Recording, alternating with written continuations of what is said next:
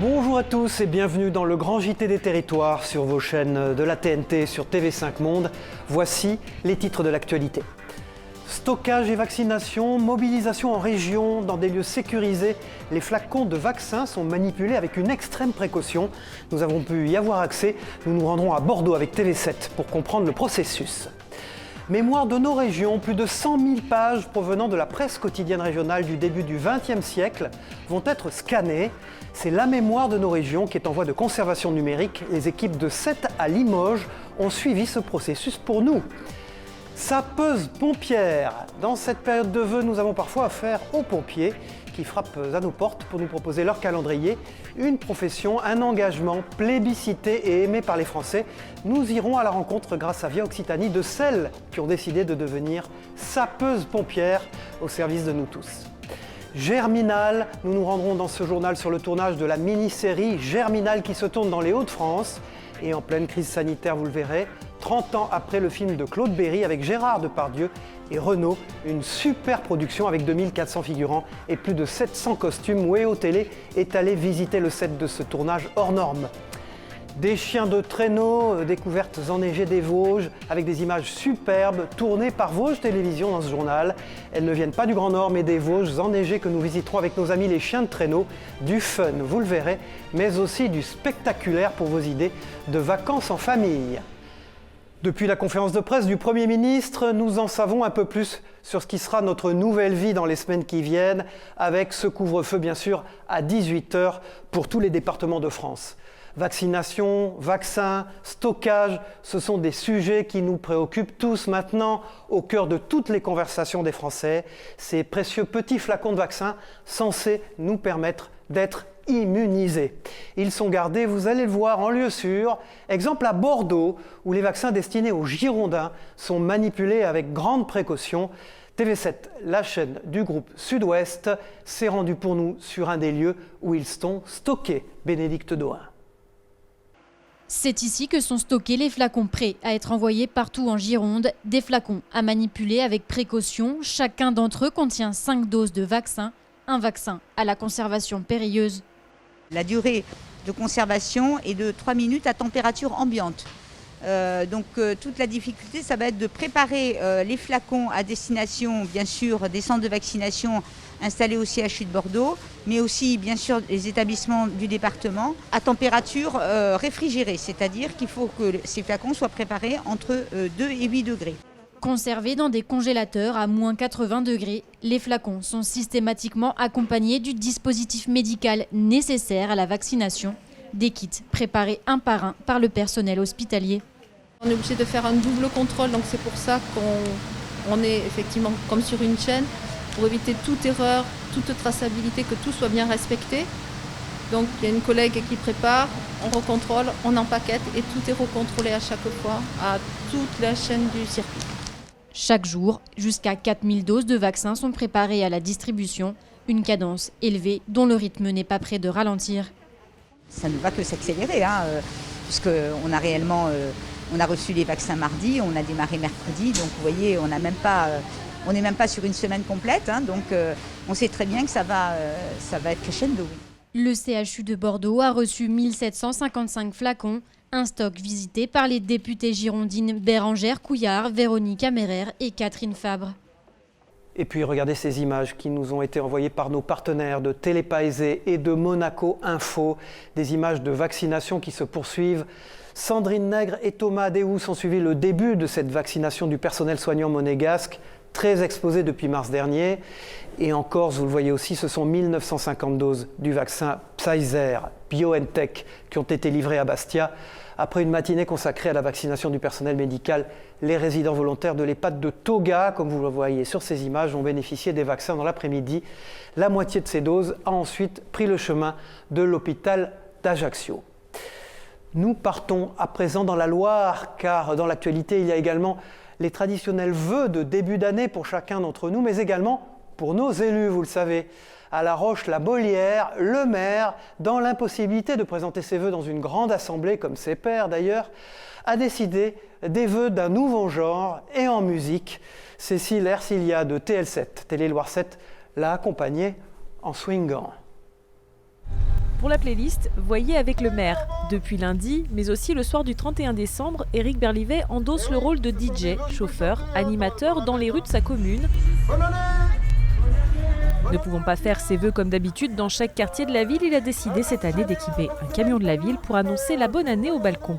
C'est le rôle du maire, oui. Il faut le bien-être des habitants, les services, ça en fait partie. Donc certains trouvent ça un peu idiot. C'est pas grave, moi je m'en fous, le plus important c'est que les gens soient heureux, c'est ça le truc. On n'a qu'une vie, donc c'est déjà compliqué cette pandémie, donc si on peut au moins donner un petit peu de bonne humeur et voilà. Dans la remorque, ses adjoints, élus choristes et chorégraphes d'un soir, pas vraiment raccord avec les activités habituelles. J'ai une délégation adjoint aux anciens combattants, adjoint aussi aux commissions de sécurité, adjoint à la sécurité, donc un domaine très sérieux mutuellement. Pendant une petite halte, quelques rouchons rejoignent le camion pour profiter de la musique et des petits cadeaux distribués. Des vœux comme ça, on n'en voit pas tous les jours. L'initiative est plutôt bien appréciée. Je pense que c'était une bonne idée qu'il a trouvée là, par rapport au confinement. On ne peut pas trop sortir. J'ai jamais vu ça, mais bon, c'est pas mal, c'est bien, ça change. C'est original. Ça anime, ça met de l'ambiance. Et cela va durer comme ça encore toute cette semaine. De 17h à 19h, le maire va arpenter la vingtaine de quartiers de sa commune pour distribuer un peu de joie à près de 10 000 rouchons. Tout à fait autre chose dans l'actualité, la bibliothèque multimédia de Limoges, tout comme ses homologues de Lille, de Bordeaux, de Dijon ou encore de Lyon, va numériser plus de 100 000 pages provenant de la presse quotidienne régionale du XXe siècle. C'est toute la mémoire de nos régions qui est ainsi en voie de conservation numérique. Alain Druot de Sète à Limoges a suivi ce processus inédit, passionnant aussi, qui servira aux générations futures. Regardez. Effervescence assumée et maîtrisée dans les locaux de la bibliothèque, le pôle Limousin et Patrimoine prépare une nouvelle campagne de numérisation de la presse quotidienne avec la Bibliothèque nationale de France. Cette fois-ci, ce sont 100 000 pages qui doivent être préparées, vérifiées, voire réparées. C'est tous les titres régionaux, que ce soit le Populaire du Centre, l'Écho du Centre, le Petit Limousin, comme le journal que je suis en train de prendre en ce moment. Ça peut être la Gazette du Centre, et c'est toute période. Avant la numérisation, il y a tout un processus de sélection et de vérification des originaux. S'il y a des pages abîmées, on va les restaurer. S'il y a des manques, on va essayer de les retrouver par ailleurs, soit chez nos collègues des archives départementales, soit chez nos collègues des archives municipales, ce qui est plus rare pour les périodiques. Alors on a des produits en fait qui sont neutres, on va dire, et on va juste, en fait ça ressemble un petit peu à un morceau de scotch, mais ça n'en est pas vraiment. Ce n'est pas du scotch effectivement, c'est un produit qui va coller, qui va renforcer le document et qui va permettre, voyez, de prendre la page sans qu'elle se déchire de nouveau. Limoges a engagé il y a plusieurs années la numérisation des journaux locaux et c'est la qualité du travail et la réactivité des équipes qui ont séduit la BNF. On a pu s'apercevoir de l'intérêt de certains titres qui n'avaient pas forcément été identifiés au départ. Et en revanche, aussi compte tenu de la qualité de conservation de certains fascicules, on a été aussi obligé soit de renoncer à la numérisation de certains titres, soit de se reporter sur d'autres structures. Toutes ces publications seront progressivement consultables gratuitement sur le site gallica.bnf.fr. Et puis dans l'actualité, le Brexit et les territoires. Depuis l'entrée en vigueur de ce dernier, nombre de choses changent dans les relations entre l'Union européenne et le Royaume-Uni. C'est le cas notamment du programme Erasmus, où les conditions d'études pour les jeunes Européens vont être modifiées. TV78 dans les Yvelines a regardé pour vous les choses d'encore plus près. Et si vous êtes étudiant, ce reportage va vraiment vous intéresser. Regardez. Alexandrine est étudiante en journalisme, elle devrait être en Angleterre en ce moment. Covid-19 oblige, le pays est reconfiné jusqu'à début mars et depuis le 1er janvier, le Royaume-Uni ne fait plus partie de l'Union européenne. Le Brexit est entré en vigueur. J'ai commencé mes études avant décembre 2020. Ça veut dire que j'ai juste à m'appliquer à un truc qui s'appelle European Settlement Scheme, qui me permet de rester à Londres, faire mes études et de vivre et de travailler à Londres ou en Angleterre. Mais les gens qui commencent auront l'année prochaine en septembre. Ils n'auront pas le droit d'avoir un prêt étudiant pour les études. Ils auront besoin d'un visa qui coûte environ 400 €. Du coup, les écoles, les masters pourront vite fait passer à 30 000 € au lieu de 10. Plus tard, Alexandrine souhaite travailler au Royaume-Uni. Une envie que partage Zoé, étudiante en droit et anglais. Pour elle, qui devait partir en Erasmus en septembre, ce sera peut-être plus compliqué. Moi, j'aimerais beaucoup travailler en diplomatie, faire de la relation internationale et j'aurais énormément aimé travailler en ambassade.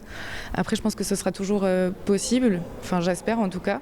Je pense que c'est un choix plus compliqué parce que justement, on n'a pas tous ces accords avec l'Union européenne qui permet à tous les travailleurs de bouger un petit peu n'importe où en Europe. Outre l'aspect professionnel et étudiant, le Brexit impacte aussi leur vie personnelle. Par exemple, si un proche souhaite venir les voir en Angleterre, il faudra désormais un visa. Actuellement, 150 000 Européens étudient au Royaume-Uni. Dans cette période de vœux, nous avons parfois affaire aux pompiers qui frappent à nos portes avec leur calendrier, souvent magnifique d'ailleurs. C'est d'ailleurs une profession plébiscitée et aimée par les Françaises et les Françaises. C'est aussi pour cela que nous partons à la rencontre de celles qui ont décidé de devenir, et oui, sapeuses pompières. Quand Manon, quand Audrey ou encore Maëlle sont seules à être aux commandes de la caserne de Lézignan-Corbière, eh bien c'est une journée très particulière pour elles.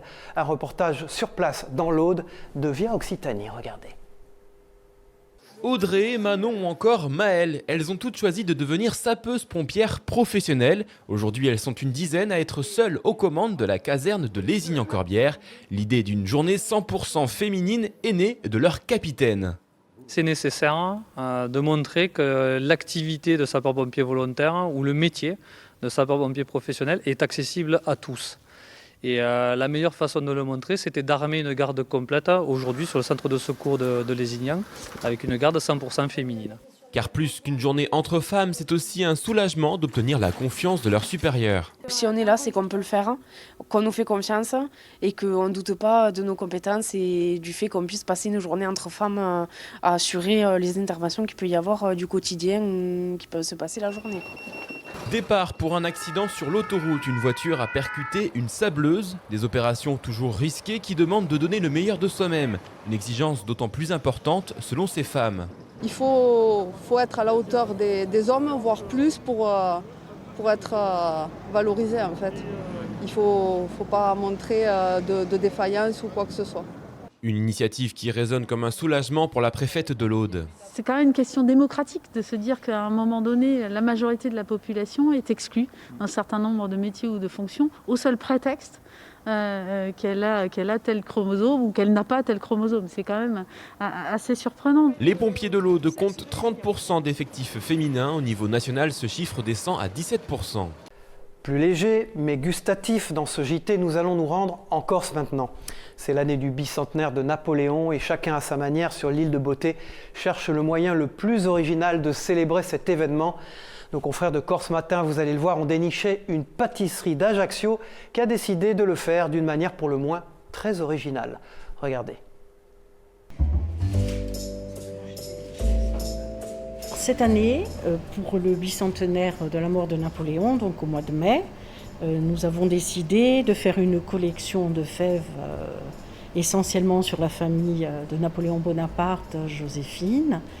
Mais nous avons aussi décidé de parler de Napoléon III et de sa femme, donc Eugénie, parce qu'ils ont fait énormément de bien pour Ajaccio et on trouvait que c'était normal de lui faire cet honneur. Tous les ans, nous faisons un thème différent, mais toujours sur la ville d'Ajaccio, sur les Ajacciens, soit des lieux chers à leur cœur, soit sur des personnalités de la ville, des clubs de sport, ou alors des personnages historiques. Si vous tombez sur la fève gagnante, c'est-à-dire la couronne de laurier de l'empereur Bonaparte, vous revenez avec votre fève, il y aura un tirage au sort le 31 janvier, et le lot, donc soit la bague en or rose avec un saphir violet, sera remise par Joséphine en personne. C'est le moment de la rubrique Éco-Région dans ce JT des territoires. Bonjour Michel Picot, vous allez nous proposer le scan de 2 startups françaises qui pourraient bien changer la vie de personnes malvoyantes ou malentendantes quand la technologie vient en appui de nos vies, n'est-ce pas ? Bonjour Cyril, bonjour à toutes et à tous. Je sais que vous aimez les startups et leurs innovations. Eh bien, en voici 2. La première que je souhaitais vous présenter est à Bordeaux. Elle s'appelle Handsome. Elle s'adresse aux personnes mal ou non-voyantes en proposant des solutions de paiement par carte bancaire sécurisée. Je m'explique. 89% des déficients visuels ont été victimes d'une fraude ou arnaque lors d'un paiement avec leur carte bancaire chez un commerçant parce qu'il n'était pas possible pour eux de lire le montant et la validation de la transaction sur le terminal de paiement. Des commerçants aussi peu scrupuleux leur ont dit « Désolé, votre paiement n'est pas passé, il faut recommencer ». La personne malvoyante recommence donc l'opération et elle a donc été débitée 2 fois. D'où l'idée de cette start-up de créer une carte bancaire communicante avec son téléphone mobile. Cette dernière envoie un message au téléphone mobile de la personne malvoyante qui lui dira oralement « le paiement a été bien réalisé ». Un opérateur de carte bancaire devrait proposer ce service en 2021. Autre start-up, Roger Voice, qui s'adresse cette fois-ci aux personnes sourdes ou malentendantes qui ne peuvent donc pas téléphoner. Ils ont inventé une solution qui, avec de l'intelligence artificielle, permet de mettre à l'écrit les réponses de votre correspondant. Il suffit de regarder son écran pour téléphoner et dans certains cas, l'intervention humaine est aussi possible grâce au langage des signes. Quand la technologie peut améliorer la vie de tout le monde, sans exception, il faut le faire. Oui, d'autant qu'il s'agit de start-up et non pas de grandes banques pour le premier cas ou d'opérateurs téléphoniques pour le second cas. Ils sont là, nos héros, celles et ceux qui sauront changer le quotidien de tous dès aujourd'hui. Merci Michel Picot et rendez-vous bien sûr dans la prochaine édition du Grand JT des Territoires pour une nouvelle rubrique Éco-Région. Tout à fait autre chose maintenant, nous nous rendons en Bretagne où TVR est allé à la rencontre de chèvres qui sont d'abord des animaux adorables et qui nous aident aussi à recycler nos sapins de Noël. Étonnant, vous allez le voir avec ce reportage de Faustine Luneau sur place. Au contraire de la plupart de ses congénères, ce sapin de Noël ne finira pas entièrement broyé, mais plutôt mangé et recyclé. Devant le portail de la ferme Trotteur de Cœur, Mélanie Guérin et ses enfants se chargent de le récupérer pour le plus grand bonheur de leurs 11 chèvres qui s'apprêtent à goûter à ses épines. C'est plein de vitamines et d'oligo-éléments et plein de vitamine C. Même pour nous, pour nous c'est bon aussi. Mais il faut que ça soit donné raisonnablement. Ah là, ils ont tout mangé, il n'y a plus rien du tout. La famille Guérin avait entamé cette démarche l'année dernière avec les sapins de son entourage. Cette fois-ci, Mélanie a vu un peu plus grand en lançant un appel sur les réseaux sociaux. Depuis la fin des fêtes de Noël, elle a déjà récupéré une quinzaine de sapins. Les chèvres, elles ne mangent pas du tout le tronc et les branches. Donc il y a un paysagiste qui vient et qui broie ce qui reste. Après, lui s'en sert en paillage. Les chanceux qui viennent déposer leurs sapins au bon moment peuvent même aller l'offrir eux-mêmes aux chèvres que Mélanie a baptisé de petits noms affectueux. Alors ça, c'est Biquette et Caramel. Une façon pour la jeune femme de familiariser ses animaux avec de potentiels visiteurs, car elle ne possède pas que des chèvres et projette de transformer sa ferme en ferme pédagogique.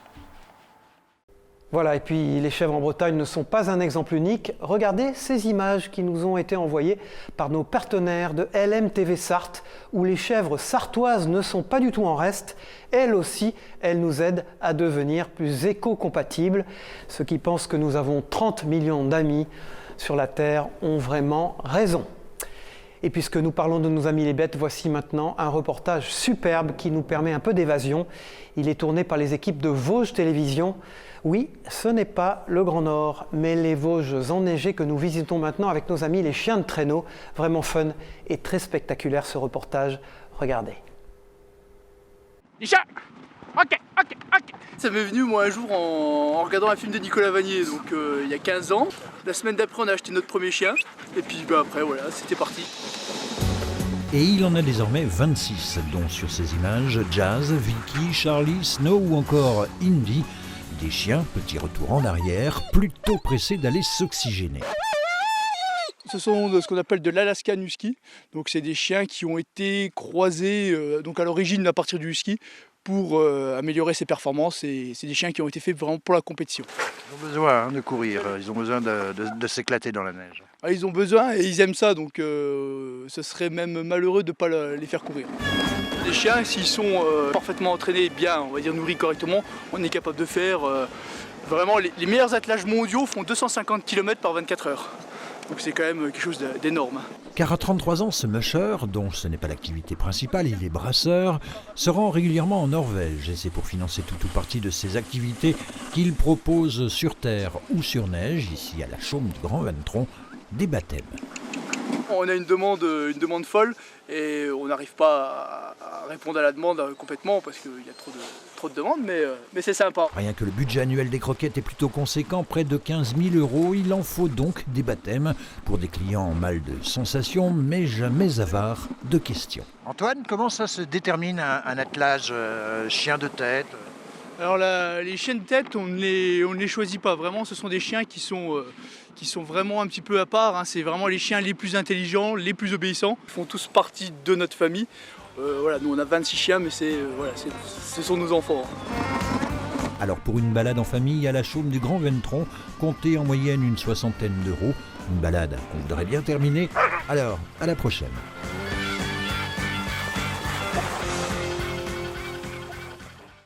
Et puis pour les plus frileux d'entre nous, ceux qui ont eu une sensation de froid après ces belles images des Vosges enneigées, voici comment se réchauffer grâce à l'orgeat. L'orgeat, c'est une boisson qui a remplacé le café après la guerre en France. Depuis, elle est totalement retombée dans l'oubli, mais en Côte d'Armor, un couple a décidé de la faire revivre. Reportage dans leur atelier de torréfaction de Mathilde Kemener de TBO, la chaîne du groupe Le Télégramme. Regardez ce reportage. Quand on en parle, quand il y a des anciens qui voient ça, ils disent « Ah, mais moi dans le temps j'en faisais » ou alors des souvenirs dans des pensions ou autres. Exact. Donc ça c'est intéressant. Donc en France ça avait été un petit peu oublié parce que c'est vraiment une boisson de guerre et d'après-guerre. L'orge est encore utilisée dans plein de pays. En Côte d'Armor, un couple a décidé de remettre au goût du jour le café d'orge. Alléché par l'odeur de la torréfaction, certains passants s'arrêtent dans cet atelier à Pleuc-l'Hermitage. Par rapport au café, j'ai trouvé que c'était une bonne alternative. Alors, d'ailleurs, on recherche derrière le goût du café, mais je pense qu'il faut effacer de sa tête le goût du café, mais c'est très agréable. La curiosité, et puis surtout de voir que c'est local, et en plus, en écoutant comment c'est fait, d'où ça vient, c'est vraiment très local. L'orge est produit en Bretagne, en agriculture biologique, et acheté à une malterie implantée elle aussi sur la commune de Pleuc-l'Hermitage, une véritable alternative locale au petit noir. On était restaurateur déjà dans la baie de Saint-Brieuc avec cette philosophie-là, la recherche du plus court, du plus simple et du plus efficace. Et c'est dans un livre de cuisine gauloise que j'ai trouvé une recette de café d'orge. Le couple propose aussi une infusion gourmande au sarrasin, ainsi que des graines de tournesol, des graines de lupin, toujours en circuit court, pour offrir une alternative bretonne à ces produits. Comme je vous le disais dans les titres, nous partons maintenant dans le Nord sur le tournage très spectaculaire de la nouvelle mini-série Germinal qui se tourne dans les Hauts-de-France et en pleine crise sanitaire quand même. Après Lille et Tourcoing, l'équipe du film a installé ses caméras dans l'ancienne fosse d'Arambert, près de Valenciennes. 30 ans après le film de Claude Berry, dans lequel jouaient Gérard Depardieu et Renaud, c'est une nouvelle adaptation. Une nouvelle super production avec 2400 figurants et plus de 700 costumes. Alexandre Roux et Olivier Schriffur de WEO Télé, la chaîne de la Voix du Nord, sont allés visiter le set de cette super production télé. Regardez. Des mineurs pioches et lanternes à la main, le visage marqué en marche vers une journée de travail. La fosse d'Arambert, fermée depuis 1989, semble reprendre vie. Germinal, la série, est en plein tournage dans les locaux de Creative Mine, une production à grande échelle qui rassemble notamment 2400 figurants, tous venus de la région. Mon grand-père me parle tellement de la mine quand il travaillait, tout ce qu'ils ont vécu, que je veux dire c'était un truc à vivre, quoi, pour pouvoir au moins essayer de vivre, parce que c'est pas vraiment ce qu'ils ont vécu, mais je veux dire au moins voir ce qu'ils ont vécu. Un budget exceptionnel est mis en œuvre, 500 000 € rien que pour les costumes, 1 300 000 € juste pour les décors. Les mines elles-mêmes ont été reconstituées après un mois de travail. Tout le challenge était qu'on puisse taper réellement dans les murs de cette vanne reconstituée. Et le polystyrène posait des problèmes, donc on a fait venir du charbon de Pologne pour qu'on puisse recréer des parois en vrai. Le musée de Léeuwarden nous a donné toutes leurs archives. Nous avons scanné un bon nombre d'archives. Et puis ensuite, on a recherché, on a fait appel à une documentaliste aussi, pour les puits, pour les ascenseurs, pour que ce soit le plus réaliste possible. Germinal, c'est une œuvre littéraire écrite par Émile Zola, mais aussi un film sorti en 1993 et primé au César. Son réalisateur Claude Berry s'était déjà appuyé sur les locaux de Creative Mine, enclenchant même la transformation du site, un héritage lourd à porter. Il a fallu, nous, qu'on se réapproprie le lieu aussi pour le ramener à ce qu'est notre histoire à nous. Forcément, on part d'une même base, mais on est malgré tout dans une intention de mise en scène qui est forcément différente. Je pense qu'on a eu une facilité aussi, c'est que le lieu a évolué depuis 30 ans. Il n'est pas resté tel qu'il était. Je pense qu'entre-temps, il a été aussi grandement refait. L'équipe de Germinal passe tout le mois de janvier à Arambert. Le tournage complet prend fin dans 7 semaines. Une plongée dans le patrimoine du Nord qui donnera 6 épisodes de 52 minutes pour une diffusion sur France 2 à l'automne prochain. Attention, on va répéter. Voilà, merci d'avoir suivi cette édition du Grand JT des Territoires en partenariat avec la presse quotidienne régionale sur vos chaînes de la TNT et sur TV5 Monde. On se retrouve bien sûr très vite pour une prochaine édition. Bon courage à tous, au revoir.